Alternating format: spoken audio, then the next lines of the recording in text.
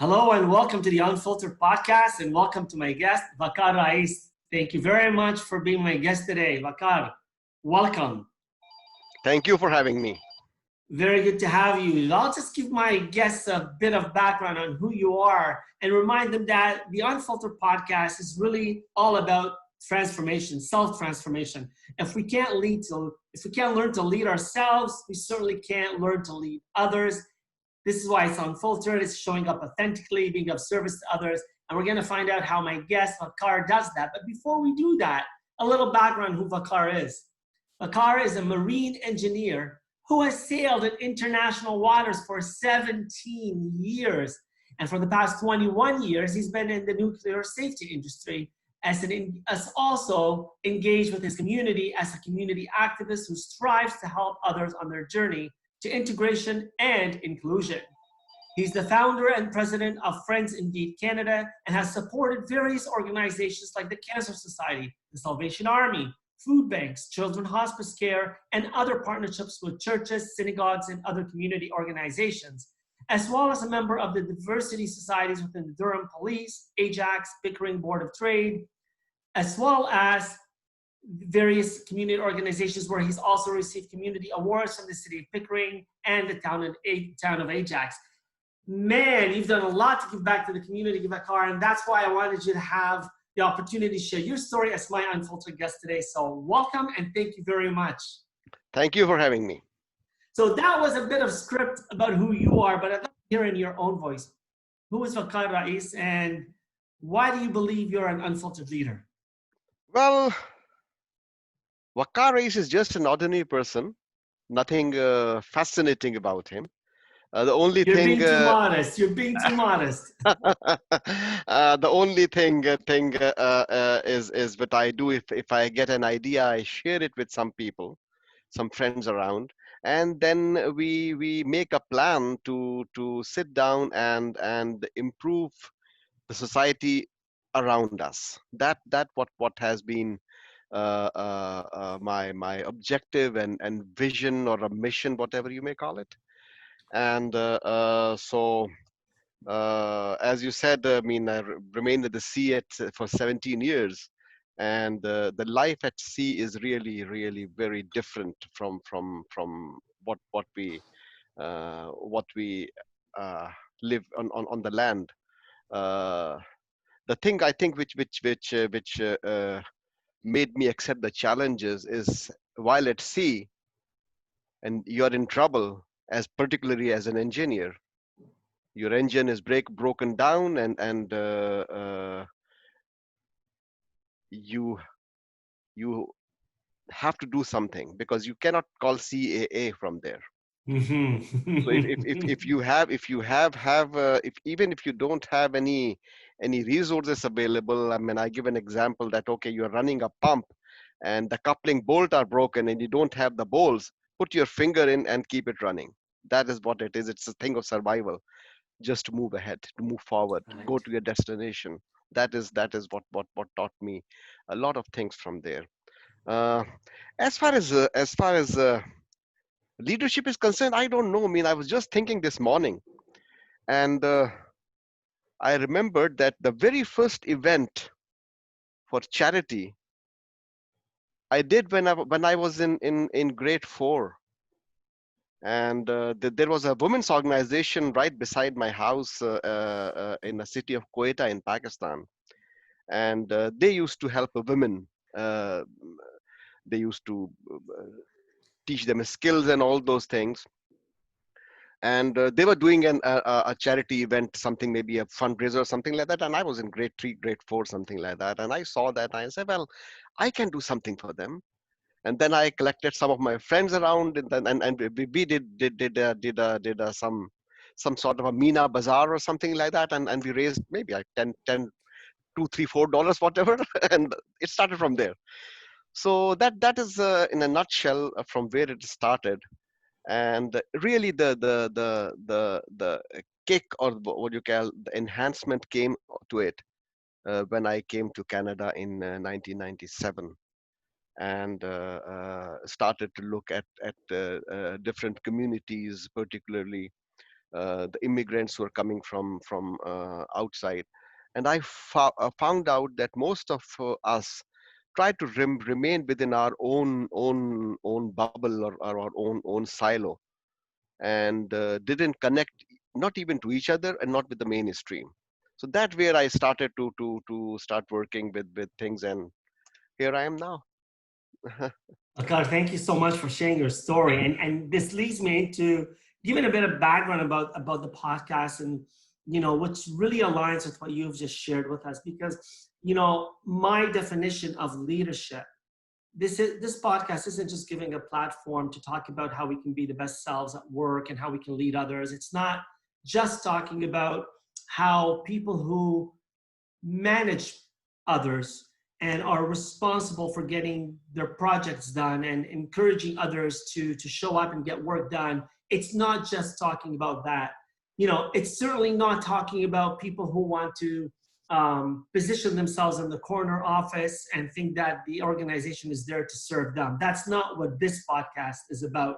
This podcast is about the person who's in grade 4 who decides that they want to give back and make a difference in the world. The person who's maybe, reached 40 in their years and they say, you know what, I look back and I think I could do more. I could have done more. I want to do more now.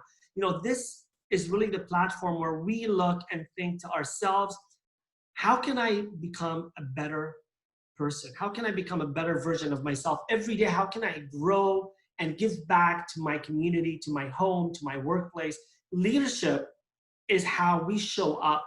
It's how we authentically become determined to serve others. Leadership is not about being at the lead of the pack. It's about being at the front and role modeling good behavior, but it's also being at the back and watching people and having their back. When you think about wolves and how you have the lead wolf leading and protecting, and you have the wolf at the end who's also protecting and keeping the eye out, right? And then you have a strong group of wolves in the middle who are also protecting. It is about community. So leadership is about how we show up to authentically be the best version of ourselves in service of others. And obviously your story, certainly I want to dig into what you've learned at sea, because when we're out of our element, we take for granted that I can just get up and my 2 feet are planted on solid ground. I take that for granted. There's so many things that we take for granted every single day. But if we were actually challenged to live without some of those conveniences or those comforts, we have to think about, how can I do things differently? You learned to do that. You gave an example about a pump that's not working, and it becomes a life and death situation. Can you give me other examples that have helped you or put you in the role where you've had to be of service to others? And, sometimes we're not given that choice. We can either sit back and watch others do it, or we can jump into the position ourselves, into that need, and we can do it. Give me a few examples, maybe that you've had at sea or on land. How have you been of service to others? Well, I think the very first thing to be a leader, I think you have to have some vision, right? You have to have something which can move you, and then you must have a quality to make others move with you, or behind you. I mean, I hate to say the word behind you, because I would say with you is a proper word, and that needs a quality that you can motivate people. You can, when you talk to people, you really make them feel that this such and such thing needs to happen. And for that, you must feel that within yourself first. That is how it goes. I mean, if you are just trying to do something just for nothing, just to boost yourself up, or coming in the limelight yourself, and using others, that is not right thing to do.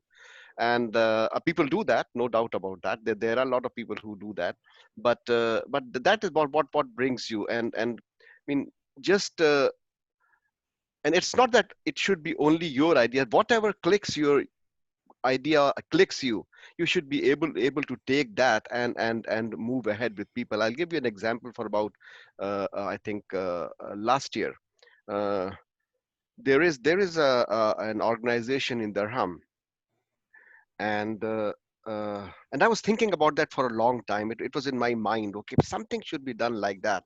And then I found that organization, and I started to support them.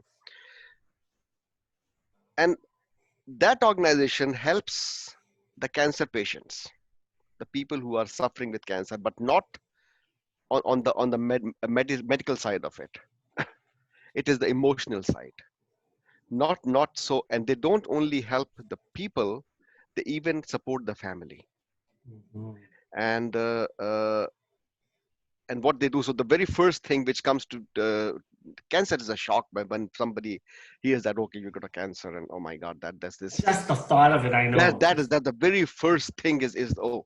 So they provide counseling service, not to the person only. They can provide the counseling service to the entire family. And it was started by a woman who was a cancer patient, a cancer survivor. And when she came out of that, and she noticed, well, there were a lot of things other than my medical treatment. And she started work on them on her own. And then people came and joined and helped her, and that's what we did. So that is how I think a good work is done. It's not that you should always ready to innovate something or Mhm. reinvent the wheel, but whoever is doing something good, go ahead, join hands and support and help and move forward. That is That really resonates with me because you're right. Leadership doesn't mean you always have to have the answers or you always have to have the ideas. Whether you are leading a company or you're leading a household or a community organization, it's about letting others weigh in. And I always say when you let others weigh in, they will buy in. So, you bring up really good points about the need for us to help and work with others because, you know, a response to disease or to a calamity or an adversity isn't always remedied by medicine, right? There's the medicine of having companionship. There's the medicine of having someone listen to you, someone hug you, someone giving you emotional, spiritual, physical support. And that's important. And so looking in our communities where we can fill those gaps, because you're right, you hear the C word, you hear cancer, and you think you've gotten, somebody's giving you, that's it, here's the book, it's getting close soon, so start packing because you're leaving. And we need to recognize that if we can support people to be emotionally and mentally positive and stable, they can actually conquer things like cancer. I've heard many stories where people say, the doctors thought it was a miracle. I went in and they saw that, the disease was gone because their mindset allowed them to overcome it. Now, I'm not saying that always is the case, but I mean, I think that if you're not having a healthy mindset, you're only making the situation worse, right? exactly. So help me out here. How do you think we can, you talk about motivation and helping people become motivated and we become catalysts for people to become motivated themselves. How do we do that when sometimes I don't feel like it? Sometimes I feel like I need time for myself and I'm broken myself. How do you gather your strength to serve others when maybe you need a bit of TLC? Well, it's real difficult to bring people together and ask them to take out time from their own personal lives. And because people are normally working, they're doing businesses and whatever, and they get a little time at home and with their family and want to go out. And that is where really that feeling from inside comes in.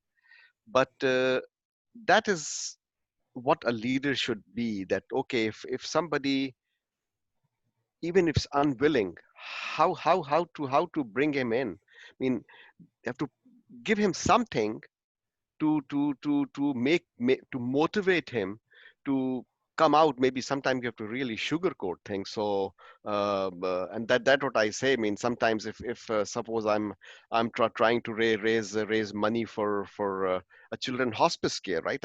And we did that, the children hospice care, there's in downtown Toronto. And what to do for that? All right, okay. So we said, all right, people want to come there, and maybe they want to give money, so let's have a musical program for them. Bring a good artist, bring some good food, and they will gather, and then they will have fun, and make something to think. That is how you want to bring people. But the people who are going to organize that, because you can't alone do that, the people who want to organize that, even they have to get motivated by to some extent. And that Right. is how that is the main part. Because yeah, people will come for 2 3 4 hours in the evening, they'll spend a nice evening, buy your ticket, give some money in donation, and go away. But organizing an event uh, takes months and months of your energy and your time and all those things. So to keep those people motivated, it is difficult. It is not that easy. But thing is that if Muhammad I see Muhammad doing some good work, and I see some output. When he calls me, I'll go. I'll go him. I'll say no, he's doing some. Maybe I'll go for 10 minutes, sir, but I'll go and help him. That is how. So you have to, over the period of time, you have to build a reputation. You have to show yourself. You have to prove yourself to the people that all right, this mean, and that sort of thing that I what I did mean in the beginning, or even I do it every year now. I mean, the mosque I go during the Remembrance Day, when they used to sell poppies, or the daffodils for Cancer Society.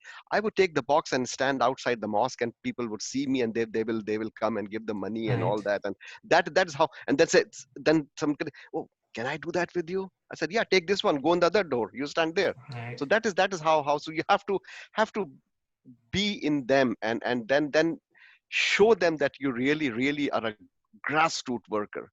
Things start from there, and then you start to build slowly and go up. Well, people see the incentive. I mean, at the end of the day, we want to see that what's in it for me. We see that incentive that motivates us. What am I getting out of it?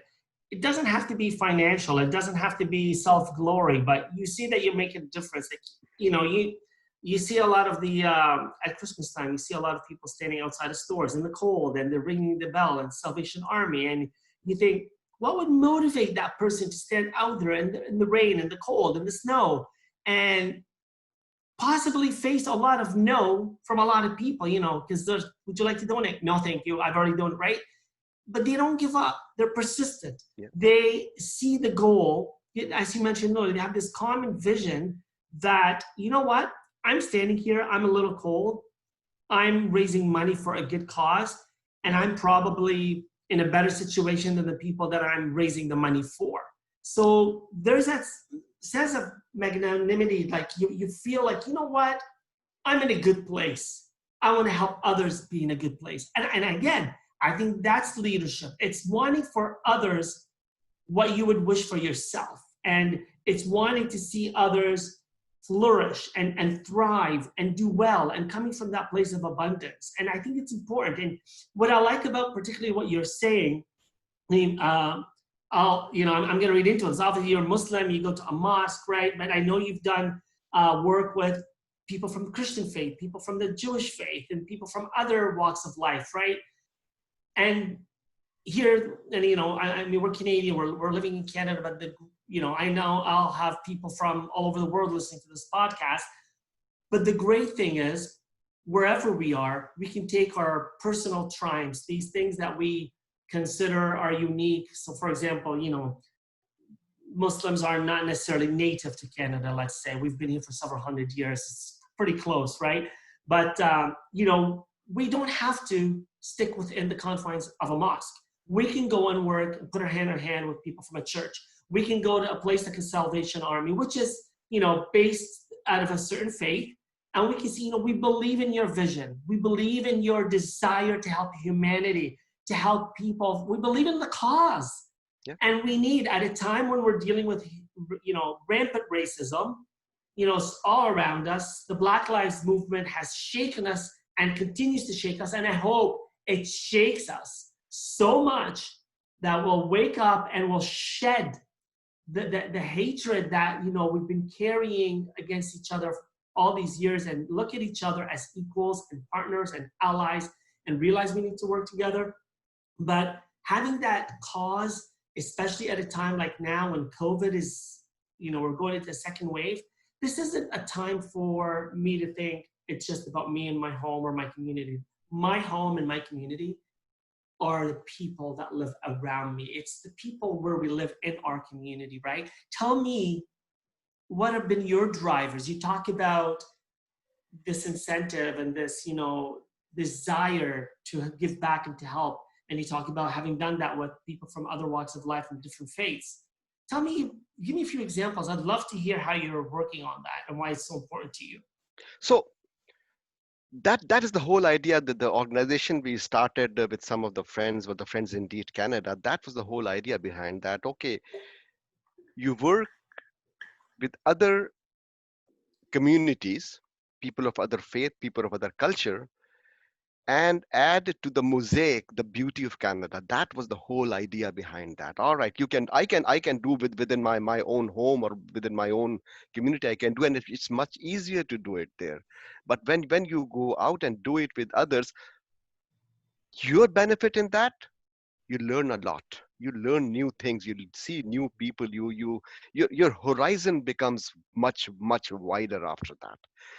Sitting in your own people, that's very good. And a lot of people are do that. I'm not saying they're not doing the right thing, but that needs to be done a little bit more. So I would say that 95% of the work we did was with the people of other cultures and other faith groups. And all the work we did, absolutely all the work, was just for the mainstream. It was not targeted towards a particular community. The whole community. The community at large, the community at large. So that what we did, and that has taught me as so many things. Um,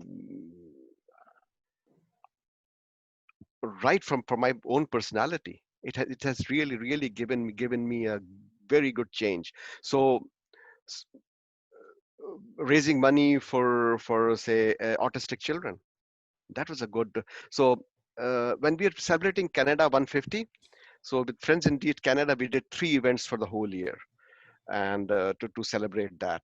One was, the last event was that when the Lieutenant Governor of Ontario was our chief guest, and she came down, and it was a good one, but and enjoyed that more because that was sort of a flagship event we did. But before that, we did a very small event for autistic children, and we brought in some music and all that, and we went to a church. That organization is in a United Church in Pickering. And so we went to them, we spoke with them, and they agreed. And we said, so there was a clown, and the children were playing. And believe me, that time, the smile I saw on the face of those kids who were suffering from autism, I mean, I just can Life never changing. ever forget that. Yeah. I can never forget. I said, my God, see, we did that. I've done so many events, and there was lots of money from others. But those few moments, that the smile on their face was priceless. So this is how I think we should be doing. Yes, it's good that I mean, living in Canada is a beautiful country. Give it back. Give the people Mm. who live over here. Join them. Join hands with them. And the another good thing with this country is, if you start to move one step, people will leave way for you and hold your hand and let you Right. move forward. You have been in politics, and you have noticed more than me that how people leave way for you and make way for you, and you can go Right. ahead. But So I often say we may come from many different backgrounds, but we form one nation. And the way we're going to break down barriers, and we're going to write a new history together, or a new story together, and a new narrative.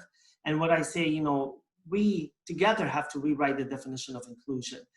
It's not sitting back and waiting for the dominant culture to permit us. I'm not asking for permission. I don't need to take permission from anyone to tell my story or to share my story. But at the same time, I need to be mobilized. I need to find my place at the table. I need to have a voice. I need to exercise my voice. I need to have that confidence to walk in and to sit and claim my rightful place at the table. Now, the dominant culture has to make sure that there are empty seats at that table. For the longest time, as a Canadian, as an immigrant, I've looked and there hasn't been a place for me at the table. Whether it was in politics, there weren't enough people like non-white people in politics. I'm so happy that I can look and see that the leader of one of the main parties is a Sikh, that he wears a turban. That in Canada, people who are from the Sikh community can be on the RCMP and wear a turban, that we don't have to mandate that they wear the official headgear, because now the official headgear is encompassing, right? And so that's important. I think that's really important. We have to have this awareness that what we've always done isn't necessarily done right. And so if we belong to the dominant culture, and let's face it, Vaqar, you and I have a lot of privilege. Privilege has a lot of layers. So I, as a person who's been in Canada for 44 years, have a certain level of privilege that a new immigrant may not have. But I can use that privilege. I can use that power to power with and not power over. And I can power with the dominant culture and help them understand what it's like to be an immigrant. So you and I can be bridges. You and I can create bridges to bring different people in the community, to show them that it's not our color. It's not in spite of our color or in spite of our religion or in spite of our beliefs, in spite of our preferences. It is because of them that we are stronger. So, I take this to heart when you share stories about how we, the cause is not just to help people from our Christian or Jewish or Muslim or Buddhist community or agnostic community. It is to look at the common good of everyone involved and to give back. And just like you're saying, this is Canada, give back. And this is a universal message. So I've got listeners in India and in Malaysia and in the Middle East. And I say to them, and I'm proud, so proud to be Canadian. But I say to them, these are universal values. You and I can celebrate our color. We can be color bold and not color blind. I want people to see that you're a person who is brown. I want to be seen as someone who's Muslim. That's why I've taken back my name. So I think it's important for us to have that confidence to speak up, and that is leadership, right? Let me ask you, Vaqar, what's a great book that has inspired you, that has made a difference in the way that you deal with others? The very inspiring book was for me was I think the story of Nelson Mandela. Why is that? And and that goes for the leadership. Very, very, very good. I mean, Yeah. very okay. So when the elections were done after the change, and Nelson came back, and they won the elections, and they were about to find the government. And at that time, the white people who were out, of course, they came down to him and they said, "Sir, we have been here and ruling this country for so long. So if we are totally thrown away, or totally discarded, and sort of because there's a certain culture at that point, people are oppressed for, and they must be having some feelings against the white stuff people over there." So they came to Nelson Mandela and asked them, well, maybe for time being or for a little while, keep us in government, because the people here understand authority. Otherwise they'll come and kill us. And Nelson said, okay. And then he called his ADs and all that, and said, well, this is what we have to do. We have to bring some people uh, in the government to join us, and some white people in the government to join us. And the people, his aide said, well, people are not going to like that. And here comes the most important sentence for a leader. They said the people will not like it. And Nielsen said, make them like it. You are the Mm. leader. That's your job. So that is what goes with the leadership, that you have to convince people or motivate people what has to be done. It's not, you should not be a follower. If people like this, oh, I'm going to do this and do that, what people like, you're not I don't consider you to be a leader. Do something which people don't like, and then take them to a new path, take them to a new course, and then they will discover what life is, what living with others is, what a broader mind thinking is. That is how it goes. So that's that would I would say, yeah. That is powerful. And you're right. Thank you for pointing out just how powerful of a leader Nelson Mandela, rest his soul in peace, really was, because he role modeled that behavior. He showed that, when we deal with others in mercy and in respect and put our hand out, to power with and not power over, that's humility. And there's a strength to find humility in our humanity. And thank you for sharing that. I'd like you to also share, this is what I call the unfiltered thought of the week. So I always ask my guests, can you share with us one enlightenment that you've personally encountered yourself, or one piece of advice, or one awakening, or one thing you did wrong that you now do right, just do better, do differently, that has helped you become a better person, a better leader? Don't be shy. Just go out and do it. Just as Nike said, just do it. Just do it. And that is what I would say. If some say, well, I'm a person of, I don't know I will be able to do that or not, or no, just do it. Go there. And the moment you are there, you start doing it, maybe there may be a little bit of setbacks, maybe, but ultimately you're going to succeed. You'll put your finger in that pulley of the pump and make it There run. you go. And sometimes doing it is the first step, and it could be a matter of life and death. So, hopefully we're not going to make that mistake when it's a matter of life and death. Exactly. But if we make a mistake in most situations, there's always an opportunity to do it better next time. Failure could be an option just to get better, right? It's a learning curve. It's a Thank learning you. curve. Vaqar, thank you so much for being my unfiltered guest And today. thank you so I much for thank you. having me here. Have a Thank you. nice day. Stay blessed. Take All care. right. Bye-bye. All the best.